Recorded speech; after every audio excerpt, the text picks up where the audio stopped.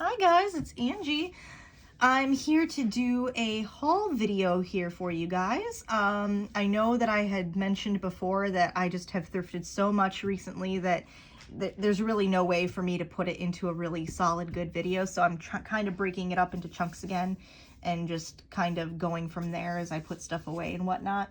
So this one is for all of my lovers of everything shiny, my magpies, because it's all jewelry.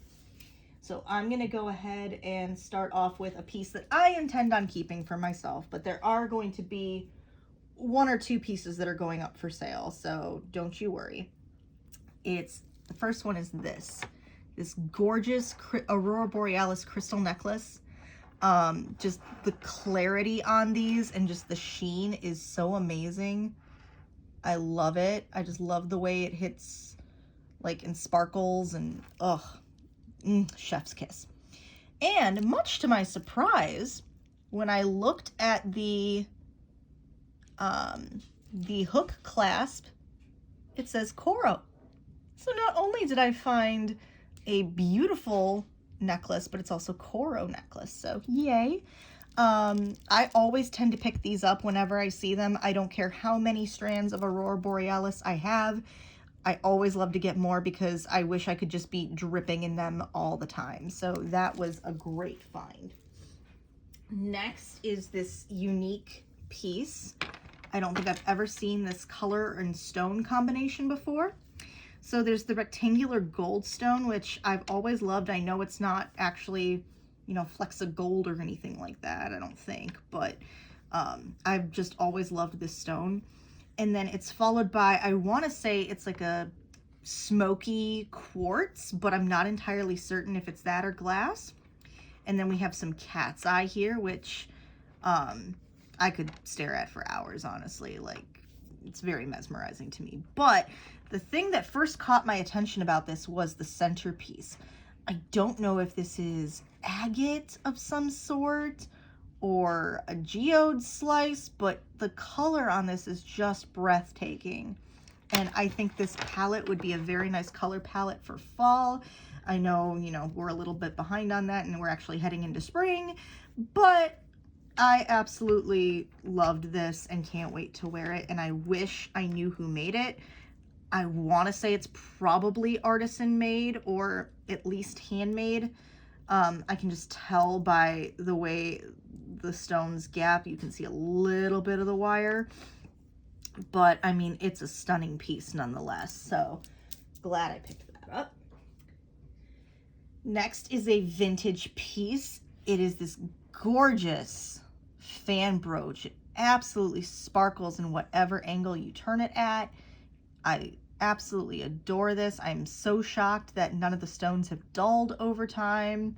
They all seem to be in perfect condition, and they're all prong sets, so that's like more of a quality piece because that takes a lot of more time and effort. And unfortunately, it does not have a signature. No matter where I look at it, it doesn't seem to have one, and that's a shame. And I've said it before and I'll say it again.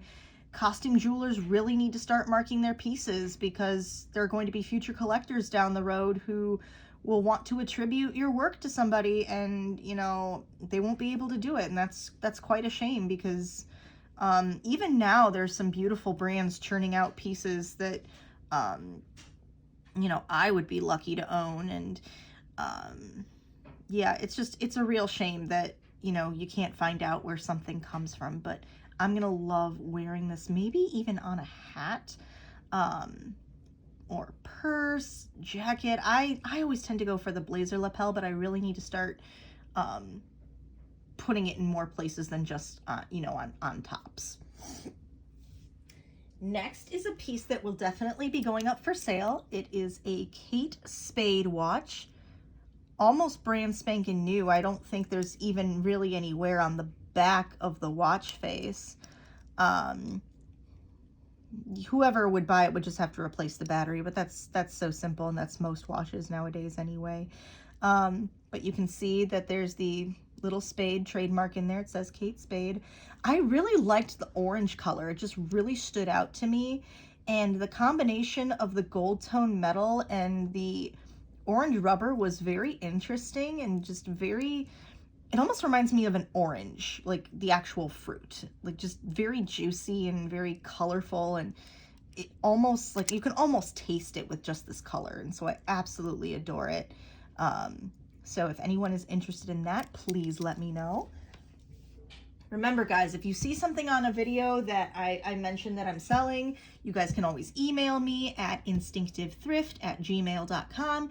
You can leave me a comment below the video, whatever's easiest for you guys, and we can come to some sort of arrangement. But typically I like to make pricing agreements and stuff off of YouTube, just because, you know, it's something between myself and a buyer.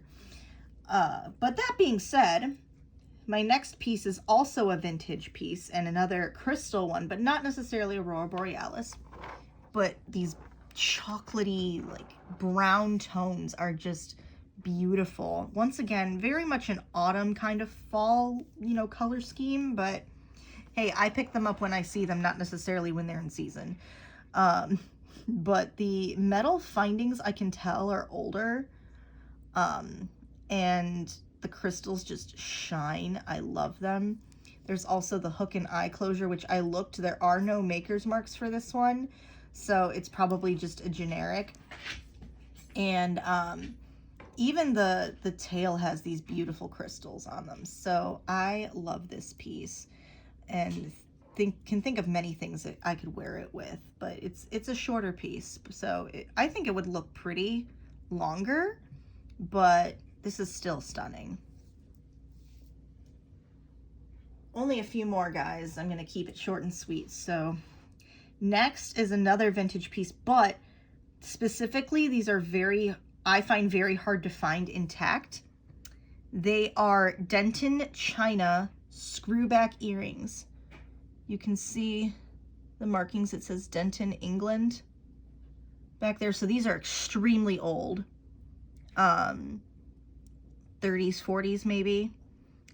Usually they're pretty chipped, so to find them in pretty good condition is very rare. There might be a slight chip here, but you can barely tell. And this just reminds me of my grandmother, because she lived in England for a time after the war, and she was the one who taught me my love of vintage jewelry. So I just kind of, I picked these aren't normally my style. I don't normally wear screwbacks, but I also know that Denton is pretty collectible, and it just reminded me of her and would be something that she would wear. So I picked these up, and I kind of like them. They're cute. And then finally is this piece, which is pretty simple.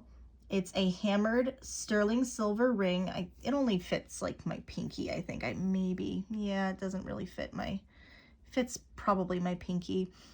But I don't know if you guys will be able to see, but inside right there, the stamp was pretty poorly done, but it does say Mexico and then has some sort of maker symbol in there. So this is Mexican sterling silver. And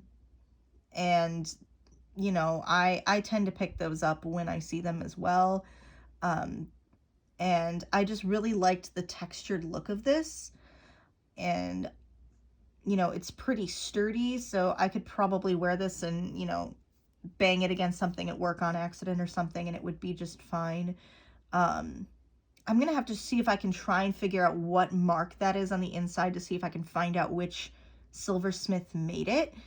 I do know that they have databases for Mexican silversmiths and their maker's marks, so I'll have to do a little bit more research into that. But I think I picked it up for, geez, like $5, something like that, because they missed the mark on the inside. So I always check for marks when I go looking at jewelry, because I mean, even in like the cheap sections, they'll mix stuff up all the time. So that is one small little section of my haul today. I hope you guys enjoyed it. Please let me know what your favorites were in the comments below. To all of those of you who have subscribed, commented, left feedback for me, you know, who have supported the channel in any way, shape, or form. I greatly, greatly, greatly appreciate it. I'm hoping to get another video up this week as well, but I'm not going to make any promises just because my life has a tendency of throwing things my way unexpectedly. So yeah, I hope you guys enjoyed, and I'll see you next time. Bye.